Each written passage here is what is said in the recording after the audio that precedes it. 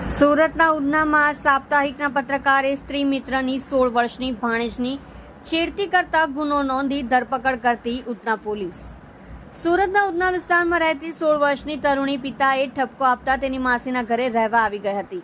ગત બુધવારે તેની માસી નોકરીએ ગઈ હતી ત્યારે બપોરે 3 વાગ્યે માસીનો મિત્ર અજય અશોકભાઈ સોનવણે ઉંમર વર્ષ 40 રહેઠાણ ફ્લેટ નંબર 301 પુષ્પા એપાર્ટમેન્ટ દાગીના નગર ઉધના સુરત તે આવ્યો હતો અને તરુણીની છેડતી કરી રિલેશનશીપમાં રહેવા પણ કહ્યું હતું। અજયે તરુણીને આ અંગે કોઈ જાણ કરી તો જાનથી મારી નાખીશ તેવી ધમકી પણ આપતા ગભરાયેલી તરુણી પિતાના ઘરે પરત ચાલી ગઈ હતી અને સમગ્ર હકીકતની જાણ કરી હતી। તરુણીના પરિજને આ અંગે આજરોજ ઉધના પોલીસ મથકમાં અજય સોનવણે વિરુદ્ધ ફરિયાદ નોંધાવતા ઉધના પોલીસ દ્વારા પોસ્કો છેડતીની ફરિયાદ નોંધી પોલીસે 2 સંતાનના પિતા અને સાપ્તાહિકમાં પત્રકાર તરીકે નોકરી કરતા અજય સોનવણે ઉર્ફે ગોટિયા વિરુદ્ધ ગુનો નોંધી તેની ધરપકડ કરી છે। તમે જોઈ રહ્યા છો કેપી ન્યૂઝ ચેનલ રાહિલ શેખની સાથે। ઉધના પોલીસ સ્ટેશન ખાતે એક ભાઈ આવીને ફરિયાદ નોંધાવી હતી। આ ફરિયાદ મુજબ તેમણે જણાવ્યું હતું કે એમના પડોશમાં રહેતા એક વ્યક્તિ કે જે એમના માસીની દીકરીના હસબન્ડ પણ થાય છે એણે એમની નાની દીકરી પોતાની નાની દીકરી સાથે છેડતી કરી હતી અને એના મોબાઈલ નંબર પણ મેળવ્યો હતો। મોબાઈલ નંબર મેળવી અને એને પોતાની સાથે રિલેશન રાખવા માટે દબાણ પણ કર્યું હતું। એની સાથે સાથે આ વસ્તુ કોઈને કહેશે તો ધમકી પણ આપી હતી કે જાનથી મારી નાખવાની ધમકી, એ પ્રકારની નાની દીકરીને ડરાવી પણ હતી।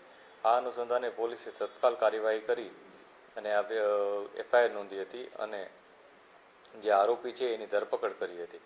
ધરપકડ બાદ પૂરતા એવિડન્સીસ મેળવવામાં આવ્યા છે અને જે પણ બીજી ડિટેલ છે અમે અત્યારે મેળવી રહ્યા છીએ। ત્યારબાદ નામદાર કોર્ટમાં રજૂ કરતા તેને જ્યુડિશિયલ કસ્ટડીમાં મોકલી દેવામાં આવ્યું છે। આ બનાવમાં જે આરોપી છે એનું નામ અજય અશોક સોનવણે કરીને છે। એ સાપ્તાહિક પત્રકારત્વ સાપ્તાહિક હોય છે ન્યૂઝપેપર એમાં એ પત્રકાર તરીકે છે અને પોતાની કોઈ યુટ્યુબ ચેનલ પણ ચલાવે છે।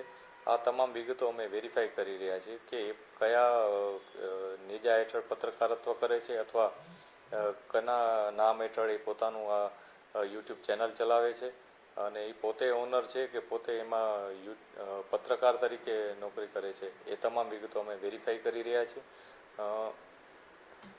જ્યારે આ બનાવ બન્યો ત્યારે એણે પોતાના ઘરે જ્યારે દીકરી આવી હતી ત્યારે પોતે કામ પર જતો રહ્યો હતો, પરંતુ તેને પાસેથી માહિતી એવી મળી હશે એવું અમને અત્યારે જે ઇન્ફોર્મેશન છે એ મુજબ છે કે એને માહિતી મળી હશે, જેથી ફરીથી આ દીકરી ઘરમાં આવી છે એ જાણી અને પોતે કામ પરથી પાછો આવી ગયો હતો અને ઘરમાં કોઈ ન હતું ત્યારે એણે આ દીકરી ઉપર આ હડપલા કર્યા હતા અને એનો મોબાઈલ નંબર પણ મેળવી લીધો હતો।